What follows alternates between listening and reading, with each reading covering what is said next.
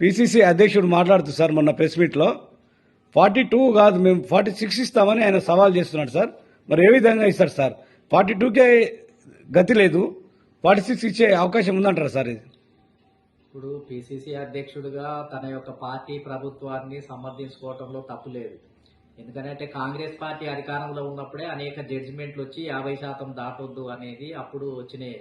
మరి అప్పుడెందుకు కాంగ్రెస్ ప్రభుత్వము ఇలాంటి జడ్జిమెంట్లకు ప్రతికూలంగా చట్టాలు పార్లమెంట్లో కొత్త చట్టాలు చేసి వాటిని సవరించడానికి ఎందుకు ప్రయత్నం చేయలేదు? మరి వాళ్ళ హయాంలోనే ఎన్నోసార్లు బీసీల రిజర్వేషన్లను కొట్టివేశాయి. మరి ఎన్నిసార్లు చట్టాలను తీసుకొచ్చిండ్రు? ఎన్నిసార్లు బీసీల మద్దతుగా ఎన్ని చట్టాలు ఎన్ని శాసనాలు తీసుకొచ్చి ఎంతమందిని నియామకం చేసిండ్రు?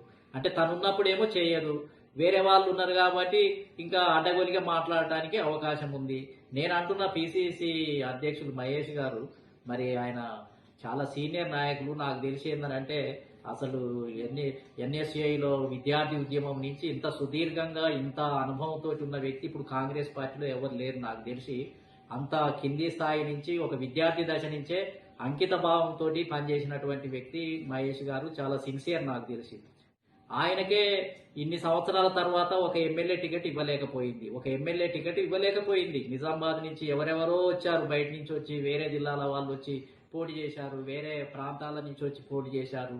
వాళ్ళు ఆ జిల్లాలో అంకిత భావంతో పనిచేసిన మహేష్ కుమార్ కు ఎమ్మెల్యే టికెట్ రానటువంటి పరిస్థితి. ఎమ్మెల్యే ఆఖరికి ఎమ్మెల్సీ వచ్చింది, పిసిసి అధ్యక్షుడికి ఇచ్చారు.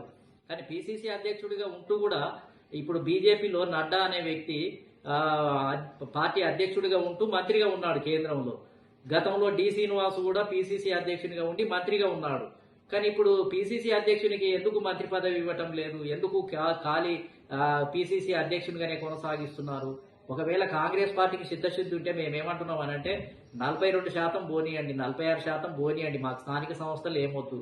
మీ పార్టీ ద్వారా నామినేటెడ్ పదవులలో ఇప్పియండి, 50%, 60% ఇప్పియండి. అదేవిధంగా మీ మంత్రివర్గాన్ని రాజీనామా చేయించి, మీ చేతుల్లో ఉన్నదే కదా, మీ చేతుల్లోనే రాజీనామా చేయొచ్చు. మంత్రులంతా రాజీనామా చేస్తే మళ్ళీ కొత్త మంత్రి వర్గం ఏర్పాటు చేసుకోవడానికి అవకాశం ఉంది. దాంట్లో ఇవ్వండి 46% బీసీలకు మంత్రి పదవులు ఇవ్వండి. అది ఏమీ అడ్డం లేదు కదా, దానికి ఏమీ సుప్రీంకోర్టు అడ్డుపడతలేదు. 50% దాటొద్దని ఏమి నిబంధన లేదు. మీ రాహుల్ గాంధీ గారే చెప్తున్నారు ఏమని, జనాభా ప్రాతినిధ్యం ప్రకారం అందరికీ ఎమ్మెల్యే టికెట్లు, ఎంపీ టికెట్లు, ప్రాతినిధ్యం, రిప్రజెంటేషన్ ఇవ్వాలని ఈ మధ్యకాలం నుంచి మాట్లాడుతున్నాడు. మరి దాని ప్రకారం మీరు ఇవ్వాలి కదా. ఆయన మాటలను అర్థం చేసుకున్న వాళ్ళు రేవంత్ రెడ్డి గారు వెంటనే రాజీనామా చేయించి మంత్రివర్గాన్ని, మరి రాహుల్ గాంధీ గారు చెప్పినట్టుగా జనాభా ప్రాతిపదికన మంత్రి పదవులు ఇవ్వాలి. అదేవిధంగా ముఖ్యమంత్రి కూడా మార్చొచ్చు. ఇప్పుడు 2 సంవత్సరాలు కావస్తుంది.